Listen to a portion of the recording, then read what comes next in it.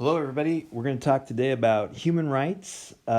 This is a way bigger subject than we're going to be able to give it in this particular thing. In fact, I really whittled this down so that you could spend some time actually digging into a particular human rights topic, and you'll see that at the bottom of sort of the Canvas page there. So let's just get some basic ideas about what we mean by human rights, understanding that there's a lot more to this, but like what they are and what they're for. So we're going to start here with the idea of what a right is. So a right is a legal term. A right just means entitlement. I am entitled to this thing. I have a right to X. So sometimes we talk about things like civil rights. Civil rights are inside of states. Human rights are sort of more global, but it's the same general idea there. Like if I have the right to free speech, I have a right to X. I am entitled to have free speech. That's what we mean by rights here.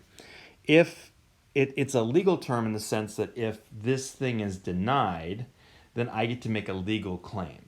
I get to make a claim against somebody. Now, in the United States, for example, it's pretty easy. If my civil rights are denied, I can sue the state, I can sue the company, I can sue even the United States. My civil rights are being denied. It might go all the way to the Supreme Court.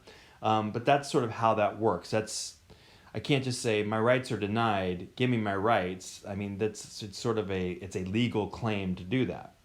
This implies, of course, a society and implies the rules of the society. Sometimes it implies laws, often implies laws, but not always. And we talked about that a little bit with governance. Because at the global level, there aren't laws, quote unquote laws, but we're still talking about an international society and we're still talking about some rules. It also implies obligations on the part of others. So, for example, if my free speech is being denied, I get to make a claim against somebody who's then obligated to provide that thing. So if I have a right to free speech, then let's say the government has an obligation to not violate my free speech. So rights and obligations always go together. All right, so we've got this sort of nice legal conversation going on here. But when we talk about human rights, I mean, we're very rarely talking about it in the legal term. Sometimes we are, but human rights sort of come from our ideas about human nature. And it's really going to go back to something we talked about a lot in this class, classical liberalism. So try to remember classical liberalism again. It's my ability to choose my own good life, that sort of freedom to do that. Human rights, and actually rights in general, civil rights, all that kind of stuff, is coming out of this idea here. So let's talk about this. Let's talk about the sort of the idea about human nature that goes into this. So what is a human being? Let's just start right there. I know this is going to get real philosophical and all that kind of stuff, but what is a human being? A human being is somebody who, again, from liberalism, someone who makes choices. And that's a really big part of this. As moral things, we are things that are what we would call moral. We have the ability to choose between right, wrong, good, evil, whatever. That means we have free will, we have choice. And so human rights are really about making sure that human beings have and are able to exercise their ability to choose. I know this sounds like a really weird thing to sort of focus on, but think about that. If you didn't have the right to choose, if you didn't have the ability to choose, would you consider your life as full as you do when you do have the ability to choose? Human rights are needed for a life of dignity. Dignity is a big word that goes into this. To actually sort of be a human being. I know that sounds weird, not in a biological sense, not even in sort of a philosophical sense, but in sort of a moral sense. The ability to choose is really important. That if I can't choose whether I steal something or not, then am I guilty of doing something wrong? So one of the assumptions that's tied to this whole idea is that people who enjoy a right to whatever this is, X, can or will live richer and more fully human lives. So let's just question this with some of the things that are in our Bill of Rights. You have the right to free speech. People who enjoy the right to free speech can, will live richer and more fully human lives. Do you think that's true? People that have the right to, let's say, freedom of worship. You get to worship whoever you want, whatever you want to worship, whoever you want to worship, whatever religion you want to worship. People enjoy that, can and will live richer and more fully human lives. Do you agree that's true?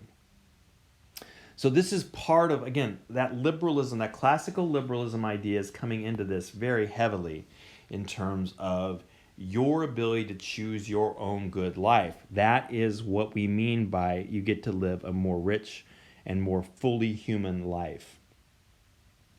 So again, it's tied very closely to classical liberalism. Only I can choose what is a good life for me. Nobody else can choose that for me. Once other people are choosing a good life for me, there's something less than about that. So human rights are about, and rights in general are about protecting those things. We then tolerate the choices others make for their own good life. That's part of this. So when we're coming to then what this tells us, all this idea about human nature and classical liberalism that we, at least in the West, tend to believe.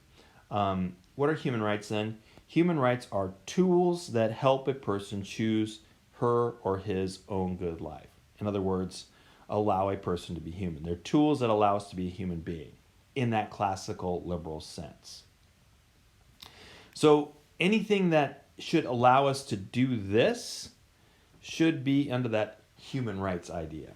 All right, that's really all we're going to talk about with specifically what human rights are. And you're going to see, again, as you're looking through some of these Human Rights Watch reports down below, do you see those ideas coming out? Is that what they're talking about? Are they talking about the ability to choose your own good life? Whether that's not being beaten, whether that's not being discriminated against, or things like that. One more thing I want to talk about before you go on to watch another video here, is some of the controversies around human rights. Like, what are some of the debates that go on? If we had a longer time or even a whole class or whole course, what would we be talking about? And there's just some basic ideas. For example, do I have human rights?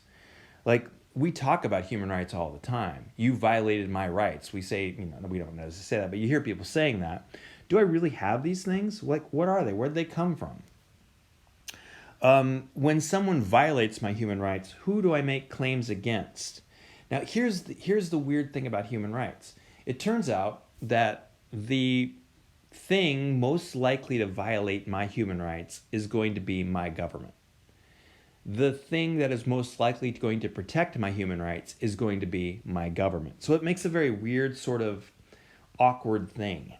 They're claims of last resort. In other words, you should be able to take care of this within the state. But if the state if the state is the thing violating your rights, then you can't make a claim to the state very easily.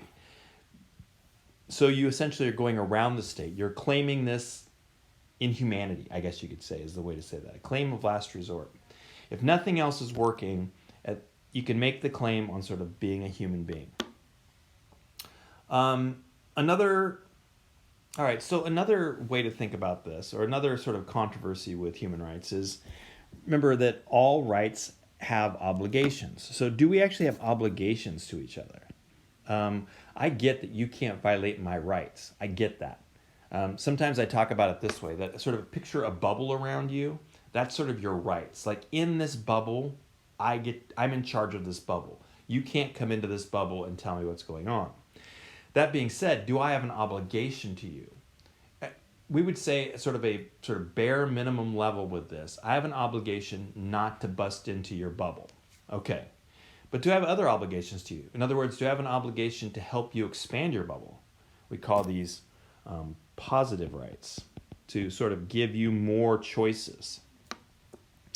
That's another one. Are they human rights or are they Western rights? Is this something that we believe is true for all humans, or is this something that the West just believes is true for all humans, but it's really just the West pushing their ideas on everybody else? Man, that is a huge conversation in the world right now.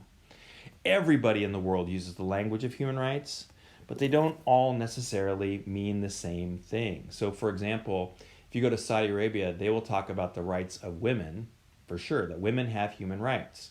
But how they would phrase that would be different than we would. We would say that means that all women can do whatever they want to do. And in Saudi Arabia, they would say, we're protecting women from having to make those decisions. We wouldn't call that a human right. They would call that a human right. So there's still, even though we all agree on the idea of human rights, do we agree on what those rights particularly are? Another controversy or debate about this is, do I have human rights if they are not enforced? So we look around the world and we'd say, okay, here's an easy one. There is a right to not be a slave. Totally. I don't think any of us have a conversation about that. And yet there are people around the world who are held in slavery today. So do they not have human rights? Well, we would say, yes, they have those human rights, but then they're also a slave at the same time. So it's one of the things, it's the difference between sort of what is actual, so I am actually a slave, and aspirational. We would like to see a world in which no one is a slave. And this is largely what we're talking about here, even when they're not being enforced. So the question of, does a slave have the right to be free? Of course, we would say yes, they do have the right to be free. But then how does that sort of play out? Okay. Man, I am doing this topic not very much justice, but hopefully by the end of this, you'll start to see these things start to piece together as you look more specifically at one particular human rights topic before we're done. All right, we're going to talk, one more thing we have to talk about, and that's the Universal Declaration of Human Rights.